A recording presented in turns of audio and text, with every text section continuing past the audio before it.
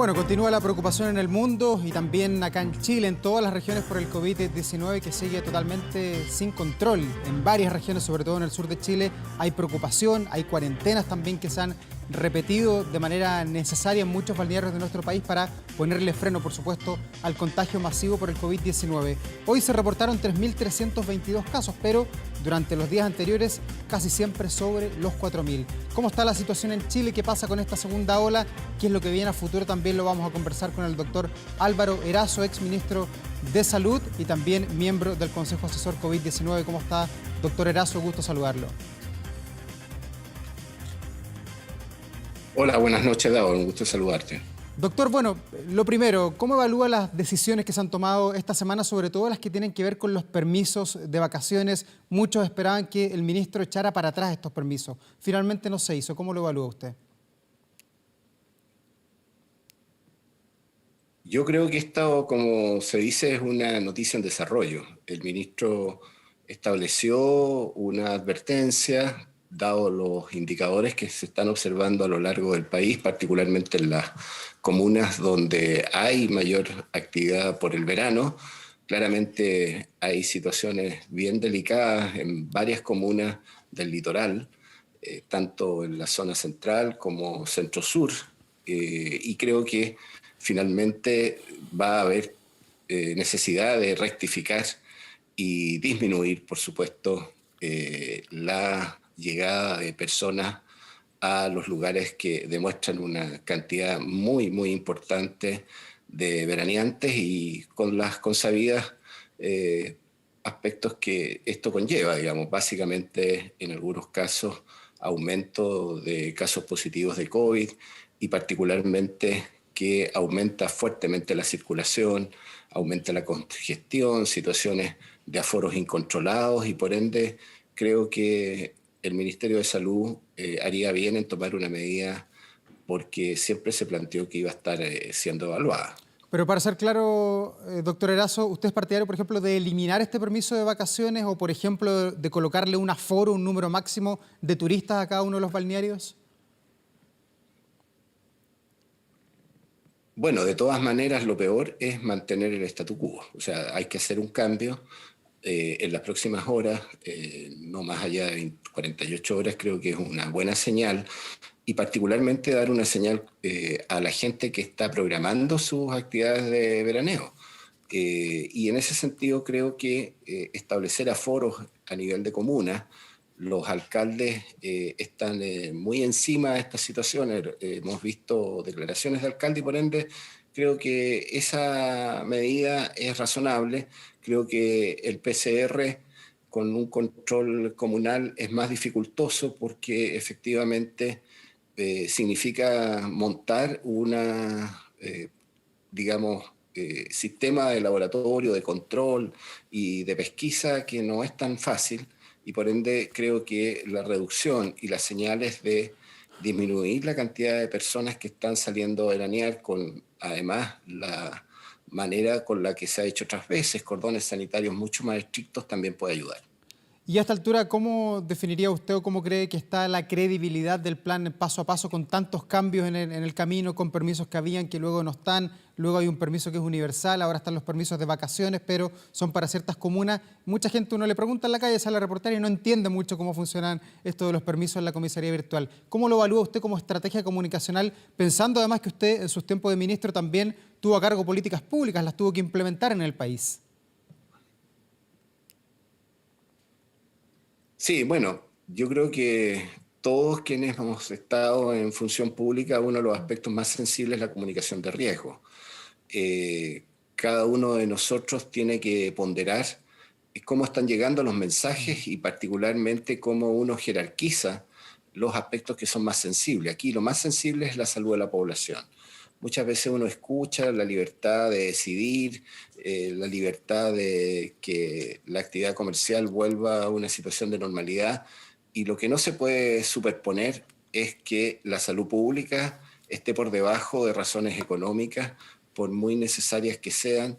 Creo yo que aquí lo que se tiene que establecer con mucha claridad es que estas medidas tienen el respaldo de la evidencia científica, sanitaria, epidemiológica, y por ende creo que en ese sentido todas las medidas, dados los antecedentes que tenemos de cómo está cursando la epidemia a nivel mundial y a nivel nacional, nos obligan a tomar medidas bien estrictas, razonables pero estrictas, y dentro de ellas, por supuesto, la situación de cuarentena, que ha estado puesto también en la discusión, creo que hay que considerarlo, y en particular lo de veraneantes, por supuesto que no se puede mantener en el statu quo. Creo que la comunicación de riesgo no ha sido adecuada, ha habido a veces dobles discursos, dobles mensajes, y en ese sentido también hay una fatiga de las alertas. La gente también se fatiga cuando le dicen una cosa, que prevenga, que tome todas las medidas de autocuidado, y por otro lado se liberalizan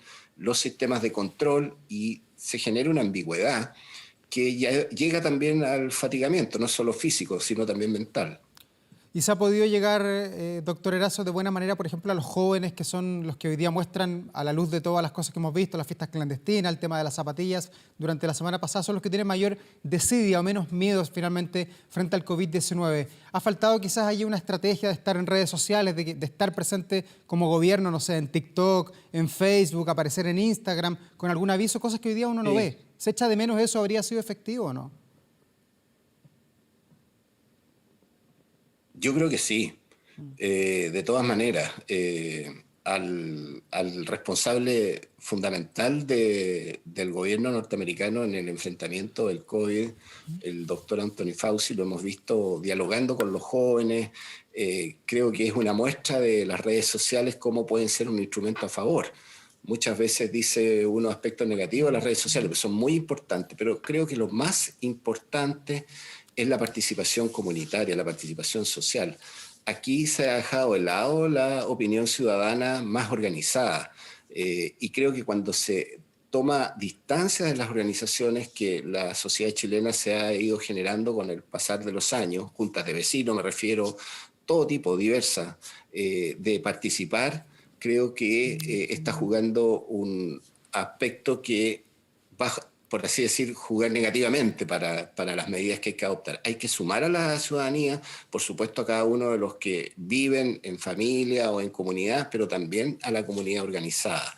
Y los líderes de opinión en ese sentido también pueden ayudar. Sobre todo que viene la vacuna, y esa es una movilización nacional, implica un esfuerzo mancomunado de todos los sectores, y me alegro yo que finalmente a los alcaldes, a los concejales, se les esté dando mayor espacio, porque tienen que jugar un rol relevante, pero también la comunidad organizada.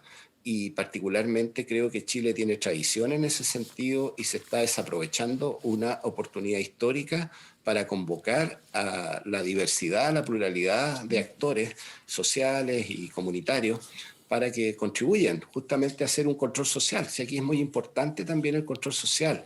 Si pensamos que solo con la PDI o con las fuerzas policiales vamos a lograr neutralizar estas nefastas prácticas de jóvenes que no representan al común denominador de los jóvenes que son solidarios, que es una juventud que ha demostrado ser solidaria, y solo anteponemos la figura delictiva de la fuerza policial, creo yo que no se va a avanzar. Aquí tenemos que avanzar con una comunidad, una sociedad mucho más activa, más protagónica, y en ese sentido los mensajes tienen que ir en esa dirección. Doctor Erazo, lo decía al comenzar esta entrevista, hoy día apuntamos 3.322 casos, pero en la semana para atrás casi todos los días hemos tenido 4.500, 4.900 un día. ¿En qué parte de la segunda ola estamos? ¿Ya surfeamos el pic? ¿No hemos llegado al pic? ¿Podríamos tener un pic quizás de 7.000 casos diarios como hubo en la primera ola? ¿Dónde ve usted que está la pandemia acá en Chile? Yo creo que la situación en América Latina está, como también lo vivimos hace meses atrás, en pleno desarrollo. Lo que están pasando países como Brasil, nuestros vecinos de Perú, Argentina, todos los países de América Latina y también en nuestro país demuestran que esta curva está en ascenso. Y la velocidad podremos discutirla, pero los promedios semanales nos están diciendo que esta es una curva que está en desarrollo, que está creciendo, hay mucha simultaneidad de los casos, la metropolitana ha ido más lento desde el punto de vista de su crecimiento, mucho más conservadora de lo que vivimos en el mes de mayo y junio, pero indudablemente que la diseminación del virus es a nivel nacional, y creo yo que hay que prepararse efectivamente, pero también con un rediseño de la estrategia. Yo creo que es el momento de hacer un rediseño, como tú bien lo planteabas, Daur, de la estrategia más allá de un aspecto u otro del plan paso a paso. Acá tenemos que prepararnos para un escenario que no nos gusta, pero hay que ponerse escenarios de mayor envergadura, de mayor criticidad, del punto de vista asistencial, del punto de vista del riesgo de nuestra población más vulnerable, y en ese sentido el esfuerzo tiene que ser mayor, con mayores recursos, mayor disponibilidad de recursos humanos fundamentalmente, y un fortalecimiento de las redes asistenciales, de los insumos, de los equipamientos médicos, tal como lo enfrentamos con dificultad, con tardanza, muchas veces con latencias innecesarias, pero yo creo que acá no podemos estar pensando que mañana se va a reactivar la economía. Tenemos que ser muy claros, la situación es delicada y las cifras nos están indicando que esta curva está en ascenso y nada hace prever que vaya a disminuir el número de casos, tal como lo hemos observado en el promedio semanal en nuestro país y en muchas regiones que la situación, como en Los Ríos, se ha ido complicando mucho más. Doctor, y aprovechando la experiencia que usted tiene como miembro del Consejo Asesor COVID-19, que nos imaginamos manejan mucha información allí, ¿cómo evalúa Chile en el recibimiento o en el manejo de las vacunas, pensando en que uno ve las noticias de Europa, en que ya hay países desarrollados que tienen mucho dinero, que el problema no es de plata y no pueden conseguir las vacunas, se las están prácticamente robando entre un país y otro o acaparándolas para poder inocular rápidamente a su población? En esta guerra de las vacunas a nivel mundial, ¿cómo está Chile? Uno ve que han llegado pocas vacunas, pero uno mira el resto de los países y las que tiene Chile no son tan pocas. Chile tomó buenas decisiones. A principio a mediados de año, y yo diría un poquito antes, ya se empezó a trabajar. Creo que lo que se ha logrado capitalizar en términos de reserva y de compra, por así decirlo, porque esto se formaliza en compromisos de compra, es una buena ganancia desde el punto de vista de la salud de la población. Lo más importante justamente era ese aspecto al inicio, ahora está, por supuesto, los aspectos de validación que están en pleno desarrollo y particularmente una cobertura que sea transparente para la población y la certeza de que cuando Chile hace programas nacionales de vacunación existen organismos tan importantes como el Instituto de Salud Pública que dan confianza a la población y nuestros científicos no están para relativizar que estos programas puedan tener alguna dificultad desde el punto de vista de su eficacia y su seguridad. De tal manera que yo creo que es un gran aporte lo que se está haciendo en Chile desde el punto de vista de la investigación científica, las decisiones que ha tomado el gobierno, pero lo más importante viene ahora en la medida que vamos a tener que lograr un acelerado pero razonable crecimiento en las coberturas de vacunación a nuestros grupos más vulnerables, en primer lugar los trabajadores de salud que están en la primera línea y segundo lugar, por supuesto, nuestra población mayor de 65 años y los enfermos crónicos que son los que más se afectan producto del COVID-19. Y si fuera usted todavía ministro de Salud, ¿qué haría con la famosa a esta altura vacuna china de Sinovac? ¿Inocularía a las personas mayores de 60 años o no? Que hoy día he escuchado opiniones de todo el mundo hablando sobre este tema. Mire, acá tenemos que asumir, como dicen quienes se dedican a las políticas internacionales, la multilateralidad. China es un país que tiene absoluta vigencia en investigación científica y una vacuna como esta ya está hace bastante tiempo en uso, digamos, en América Latina y también en nuestro país, por supuesto, para prevenir otras enfermedades.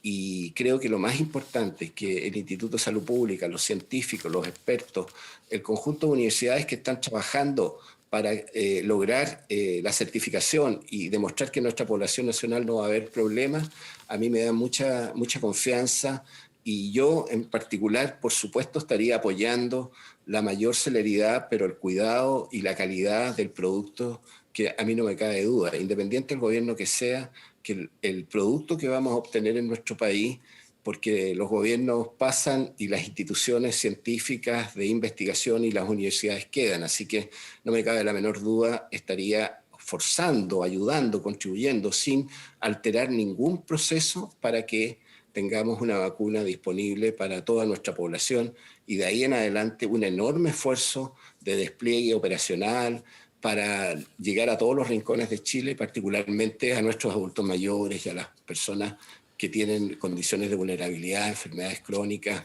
y por supuesto a quienes están, como le decía, en la primera línea de la asistencia sanitaria de salud en nuestro país. Doctor Erazo, vamos a ver cómo se sigue desarrollando todo este tema de la pandemia esta semana, la próxima, nos queda para mucho, seguir conversando, seguir viendo cómo se enfrentan con las vacunas, con el trabajo que se hace allí en la primera línea, así que muchas gracias por esta entrevista, de seguro vamos a seguir conversando más adelante, viendo cómo evoluciona esta pandemia, ojalá que sean 2 olas y que no venga la tercera, porque allí sí que vamos a estar en problemas. Sí, algunos países ha pasado eso, pero espero que no sea así. Un abrazo grande, muchas gracias. Gracias, doctor, buenas noches.